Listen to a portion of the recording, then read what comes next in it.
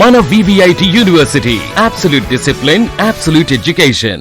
మారతోటి Michael Vijay Kumar alias Michael Babu. మీ కుటుంబ నేపథ్యం గురించి ఒకసారి తెలుసుకోవాలి, చెప్తారా? మా తల్లిదండ్రులు ఇద్దరు డాక్టర్స్.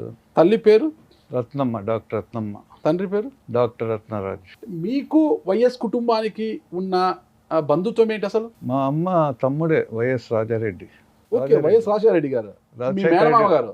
రాజశేఖర రెడ్డి వాళ్ళ తండ్రి వైఎస్ రాజారెడ్డి మా మామ. మేనమామ. మా అమ్మ తమ్ముడు సొంతం. వారు ఎంతమంది అసలు? మీ అమ్మ వాళ్ళు రాజారెడ్డి మొత్తం 10 మంది అండి. మీ అమ్మ ఏమన్నవారు వారిలో?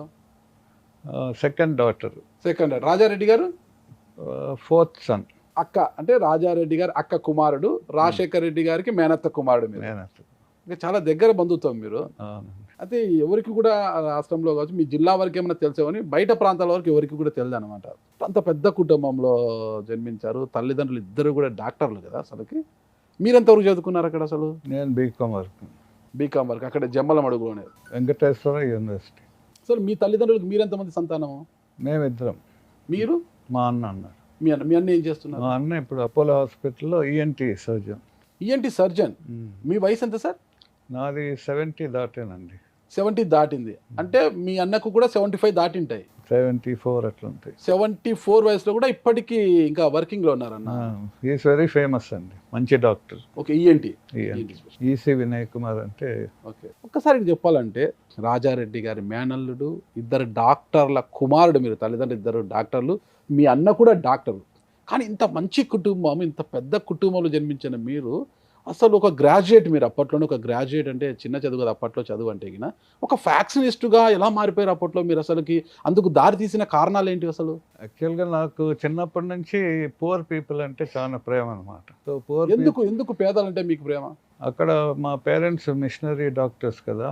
ఓకే, చాలా పూర్ పీపుల్కి బాగా సేవ చేసేవాళ్ళు. ఓకే, మిషనరీస్ కూడా వచ్చి పూర్ పీపుల్కి హెల్ప్ చేసేవాళ్ళు. సో అదే మైండ్ నాకు వచ్చింది. సో పెద్ద అయినాక జమ్మలమడుగు ప్రాంతంలో poor people in the villages వాళ్ళకు హెల్ప్ చేసేదానికి స్టార్ట్ చేశాను. ఒక ఆర్గనైజేషన్ పెట్టి పల్లెలకు పోయి ఒక సర్వీసెస్ వాళ్ళకి మెడికల్ కానీ ఎకనామికల్ హెల్ప్ కానీ ఇట్లా చేసేవాడిని. ఒక సందర్భంగా శివారెడ్డి వాళ్ళ పక్క ఊరు బోర్డు తిప్పనిపాడు, అక్కడ జమ్మలమడుగు టౌన్. నాది టౌన్. శివారెడ్డి వారిది బాంబుల శివారెడ్డి వారిది గుండ్లగుంట. ఓకే, గుండ్లగుంట పక్కన బోర్డు తిప్పనిపాడు అనే విలేజ్ లో అక్కడ మా వాళ్ళు సేవ చేస్తున్నారు, పూర్ పీపుల్. మా వాళ్ళని అక్కడ కొట్టినారు, అంటే అక్కడ సేవ చేయకూడదని. ఆ పంచాయతీ CI దగ్గరకు వచ్చింది. నేను బహుశా క్లోజ్ క్వార్టర్స్ లో ఫస్ట్ టైం శివారెడ్డిని చూడ్డాము. ఓకే, అందరూ చూసింది లేదు, దూరం నుంచి చూసాను. దూరం నుంచి. నాకు ఫ్యాక్షన్ కూడా లేదు అసలు. CI పంచాయతీ చేసినప్పుడు ఎందుకు సమాధానకరంగా ఉంది. ఎక్కడ, ఏ స్టేషన్ లో CI? జమ్మలమడుగు టౌన్ లో. సో మాటకు మీ ఆఫీసు సాయంకాలం లోపల ఎత్తేస్తానన్నాడు శివారెడ్డి. అంటే మీ బ్యాక్గ్రౌండ్ తెలుసా అప్పటికే ఆయనకు? మీరు రాజారెడ్డి గారి మేనల్లుడు అని అంత తెలుసా? అన్నీ తెలుసు. రాజశేఖర రెడ్డి గారికి బావమరిది అని అంత అన్ని తెలిసి కూడా. అంటే రాజారెడ్డి గారు అంటే అప్పుడు ఒక ఫ్యాక్షనిస్ట్ కదా, అందరు కూడా పులివెందల పెద్ద పులి అంటుంటారు కదా. అంటే ఆయన మేనల్లుడు అని తెలిసినా కూడా బాంబుల శివారెడ్డి గారు మీకు వార్నింగ్ ఇచ్చారా? నాకు వార్నింగ్ ఇచ్చారు. సాయంకాలం లోపల నీ ఆఫీసు కూల్ చేస్తామన్నా. మీ వెనకాల మీ మామ ఉన్నాడని తెలియదా? అంటే శివారెడ్డి కూడా ఎవరిని లెక్క చేసేవాడు కాదు. అవునా? మా మామ కూడా అంతే. అప్పుడు 4 ఉన్నారు గొప్ప రాజకీయంలో, ఫ్యాక్షన్ లో. Ramana Reddy, MV Ramana Reddy, Raja Reddy and Siva Reddy. Okay, వీళ్ళు టాప్ అన్నమాట. ఈ ముగ్గురు ఎవరు టాప్ అంటారు మళ్ళీ మీరు? రమణారెడ్డి బాగా ప్లాన్ చేసే టైపు. రమణారెడ్డి గారు ప్లాన్ వేసే టైప్. రాజారెడ్డి డైరెక్ట్. శివారెడ్డి కూడా డైరెక్ట్. కానీ అందరికన్నా ధైర్యం వచ్చేసి రాజారెడ్డి బావనే. ఇంకా బాంబు పౌరుషమైన మీసంలోనే కనిపిస్తుంటది, మీ మామ మీసంలోనే కనిపిస్తుంటది కదా. నేను 89లో ఎలక్షన్స్ నిలబడినప్పుడు వచ్చినాడు క్యాన్వాసింగ్ రాజారెడ్డి మామ. ఒక మీసము రాజశేఖర్, అప్పుడు ఎంపీగా నిలబడ్డాడు రాజశేఖర్. ఒక మీసము రాజశేఖర రెడ్డి, ఒక మీసం మైకేల్ బాబు. 2 మీసాలు నిలబెట్టుకుంటాను అన్నాడు. ప్రచారం చేశాడు, పేపర్లో కూడా పడింది. ఒక మీసం రాజశేఖర రెడ్డి, ఒక మీసం మైకేల్ బాబు మేనల్లుడు. ఎంపీ ఎమ్మెల్యే 2 ఎలక్షన్స్ సైమల్టేనియస్ గా జరిగినాయి అనమాట. నేను ఎమ్మెల్యేకి నిలబడ్డాను, కాంగ్రెస్ పార్టీ. సో నేను కూడా గెలిచేవాడిని, కానీ లాస్ట్ 3-4 డేస్ ఎలక్షన్స్ ఉన్నప్పుడు మా ఇంటి వెనకాల వందలాది బాంబులు చుడుతున్నాం. మీరు డిస్ట్రిబ్యూషన్ చేయాలి కదా పల్లెలకు. సడన్ నేను ఇంటి ముందరనే ఉన్నా, సడన్గా పెద్ద పేలుడు అనిపించింది. ఆకాశం వైపు చూస్తే మేఘంలాగా పొగపోయింది, దాదాపు ఊరంతా వినిపించింది. బిల్డింగ్ కూలిపోయింది, మనుషులు చనిపోయారు. ఎంతమంది చనిపోయారు? 3 అప్పుడు. తర్వాత పోలీసు వాళ్ళు వస్తారు కదా, వాళ్ళు రాకముందే ఈ బాడీస్ ఎక్కడికో తీసుకెళ్ళారు, ఆ బాడీ గార్డ్స్. సో ఇంకా బాంబులు లేవు, శివారెడ్డికేమో బాంబులు ఉన్నాయి. సో ఎలక్షన్ రోజు ఐ వాజ్ హ్యాండిక్యాప్డ్. నాకు ఇక్కడ నవ్వొచ్చే విషయం ఏమంటే, ఇక్కడ మనం ఒక టాపిక్ మిస్ అయ్యి జంప్ అయ్యాం, మళ్ళీ ఆ టాపిక్లోకి వెళ్తాను. ఇక్కడ నవ్వొచ్చే విషయం అంటే, ఈరోజు ఎలక్షన్ అంటే డబ్బులు లేవు, ఎదుటోడు డబ్బు బాగా పంచుతున్నాడు, నాతో డబ్బు లేదు, వాడితో సమానంగా వాడు 1000 పంచితే నేను 1500 పంచాలి, వాడు 1500 పంచితే 2000 పంచాలనే పరిస్థితి. మీరు ఒక మాట అన్నారు, బాంబులు పల్లెలకు పంచాలి కదా, బాంబులు అంటే డబ్బులు పంచాలి కదా అన్నట్టుగా బాంబులు డిస్ట్రిబ్యూషన్ చేయాలి కదా, పంచాలి కదా.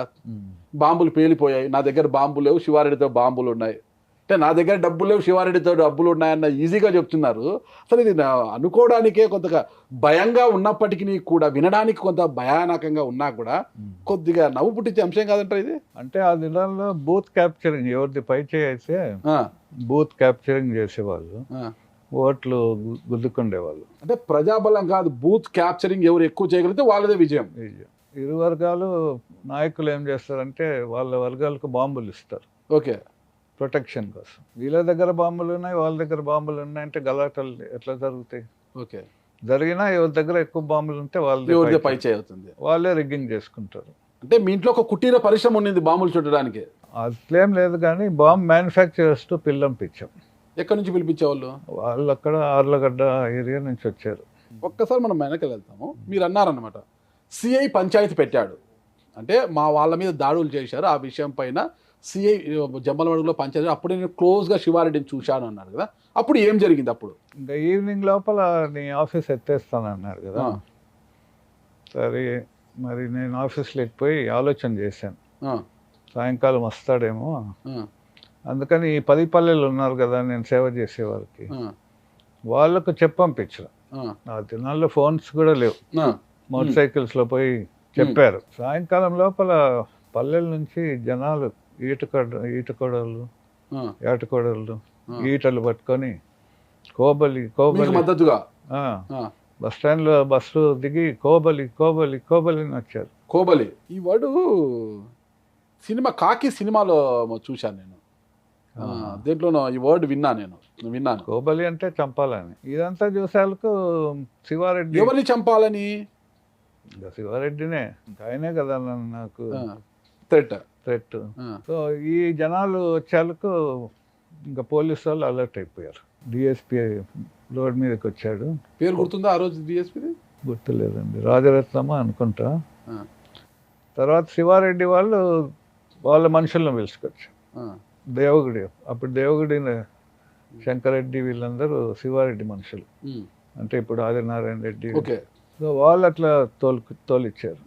ఈ సిచ్యువేషన్ బాగోలేదని కడప నుంచి సిఆర్పి వాళ్ళు వచ్చారు, రిజర్వ్ పోలీస్. సో లాస్ట్కి అరౌండ్ 12 o'clock పీస్ వచ్చింది, అంటే వాళ్ళకు వీళ్ళకు మనుషులను డిస్పర్స్ చేశారు పోలీసు వాళ్ళు. మీ వెనకాల మీ పిలుపు మేరకు మీకు మద్దతుగా వచ్చిన గ్రామవాస్తులైనా మీ మేనమామ కూడా ఎవరిని పంపించారు? మా మేనమామ పంపలేదు, రాజారెడ్డి గారు ఎవరిని పంపలేదు, మీ జనమే. మీ మామకు తెలుసా ఇక్కడ జరుగుతుంది? తెలియదు, మీకు చెప్పలేదు? అంటే శివారెడ్డి సాయంత్రం నా ఆఫీస్ పేల్చేసేస్తున్నాడు మామ, ఇట్లా బెదిరించాడన్న మాట మీ మామకు చెప్పలేదు? ఓకే, ప్రజలకు చెప్పారు, మీ మద్దతుదారులకి. మరి ఏం జరిగింది? ఏమన్నా గొడవ జరిగిందా? గొడవ జరగలే, ఎందుకంటే మీడియేటర్స్ ఆయన ఆఫీస్కి పోతున్నారు, నా దగ్గరకు వస్తున్నారు, పోలీసు వాళ్ళు అటు పోతున్నారు, ఇటు వస్తున్నారు. ఇంకా టౌన్ అంతా చాలా టెన్షన్ అయిపోయింది. అయితే లాస్ట్కు 12 o'clock 1 o'clock అట్లా డిస్పర్స్ అయినారు. మంచిగానే కొంతమంది నా దగ్గర ఉన్నారు. ఇప్పుడు ఫ్యాక్షన్ మొదలైంది నీకు ఆయనకు అని ఒక ఆయన ఒక బాంబు తీసుకొని వచ్చి నాకు ఇచ్చాడు. అంతవరకు బాంబు చూసినాన్ని కాదు. ఓకే, బాంబు ఎట్లుంటో తెలియదు. బాంబు తీసుకొని వస్తే నా ఇంటి ముందర గుంత పాత పెట్టుకుంటా. ఆ బాంబు నాకు ఇచ్చినాడే నా బాడీ గార్డ్గా లైఫ్ లాంగ్ ఉన్నాడు బాడీ గార్డ్గా. ఏం పేరు? బెన్నయ్య. బెన్నయ్య ఏ గ్రామం? ఆయనది చిన్న కొమెర్లు అంటే చాలా ఫెరోషియస్ పీపుల్. ఓకే. వాళ్ళు ఎంత స్ట్రాంగ్ పీపుల్ అంటే జమ్మలమడుగుకి వస్తే హోటల్స్లో ఫుల్ భోజనం పెట్టేవాళ్ళు కాదు, మంచిగా తినేస్తారు. హోటల్స్ లో ఫుల్ మీల్స్ పెట్టరు వాళ్ళకు, వాళ్ళకి ఆ ఊరళ్ళకు ఆ ఊరలకే. అంత స్ట్రాంగ్ పర్సన్. సో బెన్నయ్య నాకు లైఫ్ లాంగ్ మంచి నమ్మకంగా బాడీ గార్డ్గా చేశారు. ఇక్కడ మనం 2 అంశాలు చర్చించుకోవాలి. శివారెడ్డి గారు మీకు వార్నింగ్ ఇచ్చే సమయానికి ఒక పెద్ద ఫ్యాక్షన్ లీడర్ ఆయన ఆ ప్రాంతంలో, జమ్మలమడుగులో ఒక పెద్ద ఫ్యాక్షన్ లీడర్. మీరు చెప్పారు రమణారెడ్డి గారు, వైఎస్ రాజారెడ్డి గారు, శివారెడ్డి గారు పెద్ద ఫెరోషియస్గా ఉంటారు, పెద్ద ఫ్యాక్షన్ లీడర్స్ అని. మీకు అప్పటికు ఫ్యాక్షన్ తెలుసు, బాంబు ఎలా ఉంటుందో చూసిన వారు కాదు మీరు. అలాంటి మీరు ఏ ధైర్యముతో శివారెడ్డి గారి మీద కయ్యం దువ్వారు? అసలుకి ఆయన బెదిరించినంత మాత్రాన మీరు వెనకడుగు వెయ్యకుండా యుద్ధానికి సై అన్నారు మీరు, అసలుకి ఏ ధైర్యంతో? అంటే నేను చిన్నప్పటి నుంచి మంచితనం ఉన్నది, కానీ కొద్దిగా స్కూల్ లైఫ్ నుంచి కొద్దిగా రౌడిజం అనేది ఉంది. అది అలా వెనకాల ఉండింది, అది ముందర షేడ్ వేరుంటే వెనకాల అదైతే ఉండింది. వెనకాల అంటే మేనమామ పోలికలు ఉంటాయి కదా కొద్దిగా. అవి ఉంటాయి అంట. రాజారెడ్డి మామకు నేను ఫేవరెట్ అయిపోయాను అప్పుడు. ఓకే. ఈ ఫ్యాక్షన్లో దిగాక అంతవరకు చూసిన అల్లుడు వేరు, ఇక మీద చూసే అల్లుడు వేరు అనమాట. సో అట్లా స్టార్ట్ అయిందండి. ఇంకా నెక్స్ట్ డే నుంచే నేను ఇంకా నా ప్రాణానికి ఇది సేఫ్టీ కావాలి కదా, నేను బాంబులు, తుపాకులు, బాడీ గార్డ్స్, అప్పుడు మోటార్ సైకిల్లో తిరిగేవాడిని, జీప్ కొనడము, విల్లీస్. Okay okay. అలాగా I became a factionist overnight. రాత్రి ఒక ఫ్యాక్షన్ లీడర్ అయిపోయారు. సుమన్ టీవీలో మీ పర్సనల్ అండ్ బిజినెస్ ప్రమోషన్స్ కోసం కింది నెంబర్కి కాంటాక్ట్ చేయండి.